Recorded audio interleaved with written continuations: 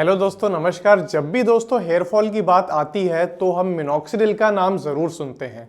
Minoxidil एक बहुत important medicine है जो कि बहुत सालों से बहुत तरह के हेयर लॉस के ट्रीटमेंट में इस्तेमाल की जा रही है। इसे 1988 में यूएस एफडीए द्वारा भी अप्रूवल मिल गया था मेल पैटर्न हेयर लॉस की ट्रीटमेंट के लिए। 5% जो मिनॉक्सिडिल का सॉल्यूशन होता है उसका इस्तेमाल किया जाता है मेल पैटर्न हेयर लॉस के ट्रीटमेंट में। आमतौर पर जो हम टॉपिकल मिनॉक्सिडिल का इस्तेमाल करते हैं वो हम दिन में 2 बार करते हैं। 1 ml सुबह और 1 ml रात को इस्तेमाल किया जाता है।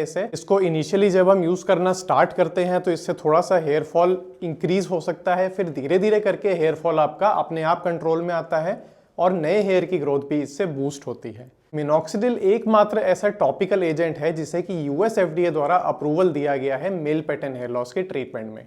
लेकिन अभी रिसेंट ईयर्स में ओरल मिनॉक्सिडिल का भी इस्तेमाल किया जाने लगा है हेयर लॉस के ट्रीटमेंट में। एक्चुअली दोस्तों ओरिजिनली क्या था, मिनॉक्सिडिल एक एंटी हाइपरटेंसिव ड्रग की तरह इस्तेमाल किया जाता था, यानी कि इसे ब्लड प्रेशर को कम करने के लिए यूज़ किया जाता था।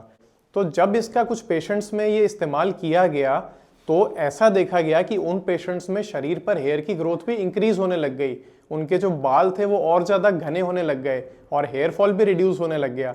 तो यही देखकर साइंटिस्ट ने क्या किया, उन्होंने इसका टॉपिकल फॉर्मुलेशन निकाल दिया जिसे कि हम केवल अपने सिर पर यूज़ करें और उससे हमारे सिर के बालों की सिलेक्टिवली ग्रोथ इंक्रीज हो जाए, जिसे कि हम आज बहुत सारे ब्रांड्स के रूप में मार्केट में देख सकते हैं। लेकिन अभी रिसेंट टाइम्स में हमने ये ऑब्जर्व किया है कि पिछले कुछ सालों से ओरल मिनॉक्सिडिल की वापस से रीसर्जेंस देखी है हमने।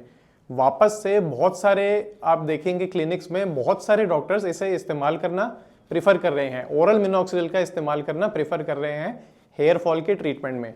तो दोस्तों आज इस वीडियो में हम पूरी डिटेल में डिस्कस करेंगे कि ओरल मिनॉक्सिडिल को इस्तेमाल करना सही है या गलत है, इसके क्या क्या एडवांटेजेस हैं और क्या क्या डिसएडवांटेजेस हैं। नमस्ते दोस्तों, मैं हूं आपका दोस्त doctor Vineet Kumar, dermatologist, cosmetologist और hair transplant surgeon, Bikaner, Rajasthan से। तो दोस्तों सबसे पहले हम ये जानेंगे कि टॉपिकल और ओरल मिनॉक्सिडिल में क्या फ़र्क है और इसमें से कौन सा जो ट्रीटमेंट मोडेलिटी है वो ज़्यादा इफेक्टिव है। तो दोस्तों जैसा कि हम पहले भी डिस्कस कर चुके हैं, टॉपिकल मिनॉक्सिडिल एक जांचा परखा ट्रीटमेंट एजेंट है। इसे बहुत सालों से मेल पैटर्न हेयर लॉस के ट्रीटमेंट में यूज़ किया जा रहा है और इनन्यूमरेबल स्टडीज़ इस पर हमारे पास अवेलेबल हैं जिसमें कि इसकी एफिकेसी का हमारे पास प्रूफ है। इसके अलावा इसकी सेफ्टी प्रोफाइल भी बहुत अच्छी रहती है, कोई सिग्निफिकेंट या सीरियस साइड इफेक्ट इसका नहीं होता है। जो थोड़े बहुत साइड इफेक्ट होते हैं वो ये है कि टॉपिकल मिनॉक्सिडिल से स्कैल्प कई लोगों को बहुत ज़्यादा ड्राई होता फील होता है और कई लोगों को इससे एलर्जी की प्रॉब्लम होती है, यानी कि मिनॉक्सिडिल लगाने के बाद में थोड़ी इचिंग होती है, स्कैल्प पर थोड़ी रेडनेस आ जाती है और कई लोगों के स्कैल्प पर एक मोटी सी पपड़ी बन जाती है, एक मोटी सी परत बन जाती है मिनॉक्सिडिल का इस्तेमाल शुरू करने पर। मोस्ट केसेस में जो ये साइड इफ़ेक्ट्स होते हैं ये सेल्फ रिजॉल्विंग होते हैं, यानी कि कुछ समय इस्तेमाल करने के बाद में अपने आप ये चले जाते हैं, लेकिन कुछ केसेस में ये परसिस्ट भी कर सकते हैं और टाइम के साथ इंक्रीज भी हो सकते हैं, जिन केसेस में पेशेंट को टॉपिकल मिनॉक्सिडिल स्टॉप करना पड़ जाता है। तो ये side effects as such minoxidil की वजह से नहीं होते, बल्कि इसका जो सॉल्वेंट होता है, यानी कि जो हम अल्कोहल बेस इस्तेमाल करते हैं या फिर प्रोपाइलिन ग्लाइकोल बेस इस्तेमाल करते हैं, उसकी वजह से देखा जाता है। तो कई केसेस में जब हम अल्कोहल फ्री मिनॉक्सिडिल का इस्तेमाल करते हैं, फॉर एग्जांपल आजकल सेटोसोमल प्रिपरेशन में भी बहुत सारे मिनॉक्सिडिल आ गए हैं मार्केट में, तो ऐसे बेस का हम इस्तेमाल करते हैं तो मोस्ट केसेस में ये एलर्जी चली जाती है। लेकिन फिर भी थोड़ी सी स्केलिंग और जो पपड़ी होती है, पपड़ी का जो फॉर्मेशन होता है मिनॉक्सिडिल लगाने के बाद में, और हेयर पर जो ड्राइंग इफेक्ट होता है मिनॉक्सिडिल का, वो एक बहुत कॉमन अकरेंस है।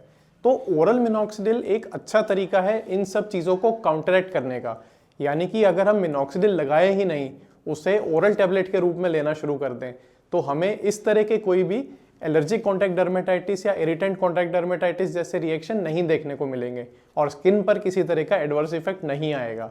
लेकिन इसकी डाउनसाइड क्या है दोस्तों, मिनॉक्सिडिल एक एंटी हाइपरटेंसिव एजेंट है, यानी कि ये आपके ब्लड प्रेशर को कम करने का काम करता है। दोस्तों मिनॉक्सिडिल एक एंटी हाइपरटेंसिव एजेंट है, यानी कि ये आपके ब्लड प्रेशर को कम करने का काम करता है।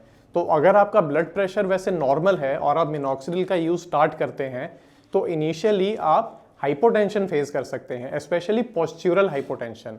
कुछ पेशेंट्स में ये देखा जाता है कि मिनॉक्सिडिल को जब वो शुरू करते हैं तो जब भी लेटे से बैठते हैं या फिर बैठे से अचानक खड़े होते हैं तो उनके ब्लड प्रेशर में सडन ड्रॉप हो जाता है, जिसकी वजह से थोड़ा चक्कर आना, डिजीनेस और कुछ केसेस में फॉल होने का भी चांस रहता है।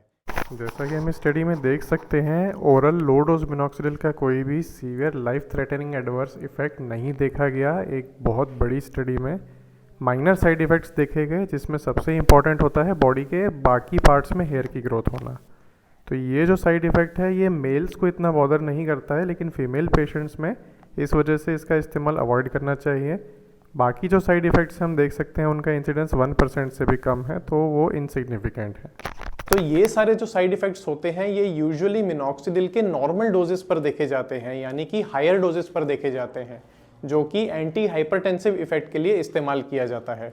नॉर्मली जो मिनॉक्सिडिल का एंटी हाइपरटेंसिव इफेक्ट होता है वो 5 to 10 mg के बीच में ही स्टार्ट होता है। तो यूजुअली जब डॉक्टर इसको बीपी कम करने के लिए प्रिस्क्राइब करते थे तो 10 mg से स्टार्ट करके 40 mg तक इसके डोज को लेके जाते थे। लेकिन जो हम हेयर की ग्रोथ को स्टिमुलेट करने के लिए मिनॉक्सिडिल का डोज इस्तेमाल करते हैं उसमें हम यूजुअली इसका 2.5 मिलीग्राम डेली का डोज यूज़ करते हैं। तो इसे हम कहते हैं लो डोज मिनॉक्सिडिल। तो जो लो डोज ओरल मिनॉक्सिडिल है इसके कोई भी सिग्निफिकेंट साइड इफेक्ट अभी तक नहीं देखे गए हैं। काफ़ी स्टडीज़ इस पर कंडक्ट हुई हैं, काफ़ी एनकरेजिंग इसके रिजल्ट्स आए हैं। कई स्टडीज़ में इसे टॉपिकल मिनॉक्सिडिल से सुपीरियर भी बताया गया है रिजल्ट वाइज। और जैसा कि हम क्लिनिकली भी देखते हैं ये एक बहुत इफेक्टिव ड्रग होता है, बहुत इफेक्टिव एजेंट है ये, और इसके जो रिजल्ट्स हैं ये कंपेरेबल हैं definitely, if not superior then definitely results are comparable to topical minoxidil 5% preparation.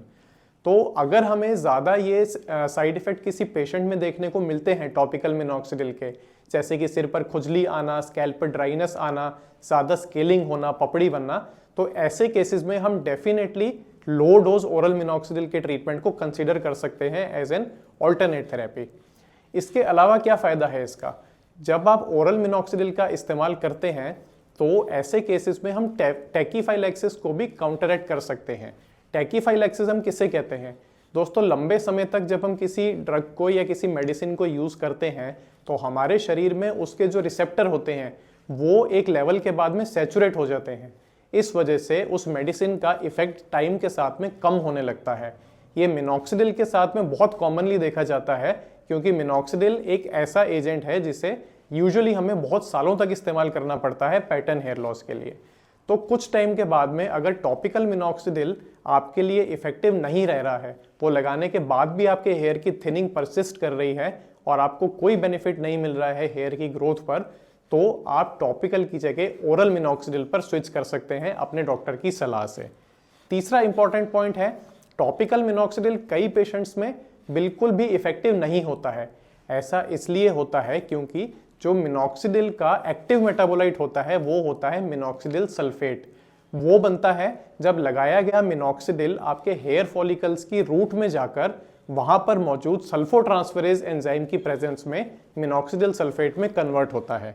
ये जो सल्फोट्रांसफरेज एंजाइम एक्टिविटी है ये बहुत हद तक जेनेटिकली डिटरमिन्ड होती है और बहुत से लोगों में ये सल्फोट्रांसफरेज की एक्टिविटी बहुत कम होती है, जिस वजह से उनमें मिनॉक्सिडिल सल्फेट का फॉर्मेशन ही नहीं हो पाता है, जिस वजह से टॉपिकल मिनॉक्सिडिल उनमें बेअसर रहता है।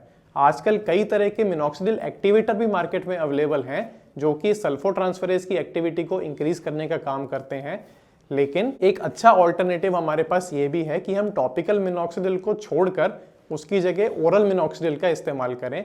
तो ये वाला जो पाथवे है इसे भी हम काउंटर कर सकते हैं, और जो मिनॉक्सिडिल के नॉन रिस्पॉन्डिंग पेशेंट्स हैं, जो नॉन रिस्पॉन्डर्स हैं टॉपिकल मिनॉक्सिडिल से, उन केसेस में हम ओरल मिनॉक्सिडिल देकर उन्हें रिस्पॉन्डर बना सकते हैं। नेक्स्ट इंपॉर्टेंट पॉइंट आता है कॉस्ट का। जहाँ तक कॉस्ट की बात है, टॉपिकल मिनॉक्सिडिल एक काफ़ी महंगी थेरेपी है। अच्छी कंपनी का अगर आप टॉपिकल मिनॉक्सिडिल परचेज करेंगे तो उसकी कॉस्ट 60 ml का जो पैक होता है यूजुअली उसकी कॉस्ट आपको पड़ेगी समवेयर बिटवीन 800 to 900 रुपीज़। और जैसा कि एप्लीकेशन का प्रोटोकॉल होता है 1 ml सुबह 1 ml रात को, तो उस हिसाब से एक महीने में आपका 60 ml का एक पैक इस्तेमाल होता है। तो टॉपिकल मिनॉक्सिडिल का खर्चा आपको लगभग पड़ता है 800 से 900 रुपये के बीच में पर मंथ। वहीं पर जो ओरल मिनॉक्सिडिल की टैबलेट्स हैं 2.5 मिलीग्राम की जो होती हैं वो यूजुअली 18 से 20 रुपए की रेंज में अच्छी कंपनीज की मिल जाती हैं। तो इसका मतलब है कि आपको महीने का खर्चा इनका, अगर आप वंस डेली इसका इस्तेमाल करते हैं जो प्रिस्क्राइब डोज होता है उसमें, तो लगभग आपको महीने का खर्चा 20 × 30 लगभग 600 रुपए के आसपास आपको पड़ता है। ओरल मिनॉक्सिडिल डेफिनेटली एक चीपर ऑल्टरनेटिव है और डेफिनेटली ये एक अच्छा ऑप्शन है कुछ ऐसे पेशेंट्स में जिन्हें टॉपिकल मिनॉक्सिडिल से किसी तरह के साइड इफेक्ट्स हो रहे हैं या फिर किसी कारणवश वो रिस्पॉन्ड नहीं कर रहे हैं। लेकिन इसकी डाउनसाइड ये है कि ये अभी रिलेटिवली न्यू है। टॉपिकल मिनॉक्सिडिल बहुत सालों से यूज़ हो रहा है, ओरल मिनॉक्सिडिल अभी कुछ ही सालों से यूज़ होना शुरू हुआ है, लेकिन अर्ली रिजल्ट्स इसके काफ़ी एनकरेजिंग है। लेकिन फिर भी इस पर लंबी स्टडीज़ होना बाकी है, इसलिए अभी हम कंक्लूसिवली नहीं कह सकते हैं कि ये डेफिनेटली एक सुपीरियर ट्रीटमेंट मोडेलिटी है जो कि कंप्लीटली रिप्लेस कर देगा टॉपिकल मिनॉक्सिडिल को। तो आज की डेट में टॉपिकल मिनॉक्सिडिल अपनी जगह है, प्रिफर्ड ट्रीटमेंट है, और जिन केसेस में टॉपिकल मिनॉक्सिडिल में कोई प्रॉब्लम होती है उन केसेस में हम ओरल मिनॉक्सिडिल दे सकते हैं। अभी तक की जो अर्ली स्टडीज़ आई हैं इनमें कोई भी सिग्निफिकेंट साइड इफेक्ट नहीं देखा गया है, तो ये सेफ और इफेक्टिव थेरेपी है। लेकिन फिर भी थोड़ा समय है अभी इसको as a first line therapy emerge करने में, और मोस्ट इंपॉर्टेंटली यूएस एफडीए द्वारा इसे अभी तक अप्रूव नहीं किया गया है। Oral minoxidil is not US FDA approved for treatment of male pattern hair loss as compare to topical minoxidil जो कि बहुत पहले यूएस एफडीए द्वारा अप्रूव हो चुका है। तो चलिए दोस्तों, उम्मीद करते हैं इस वीडियो से आपको कुछ यूजफुल इन्फॉर्मेशन मिली होगी। यदि ये वीडियो आपको पसंद आई हो तो इसे लाइक करें, इसे शेयर करें और हमारे चैनल को सब्सक्राइब करें। Thank you.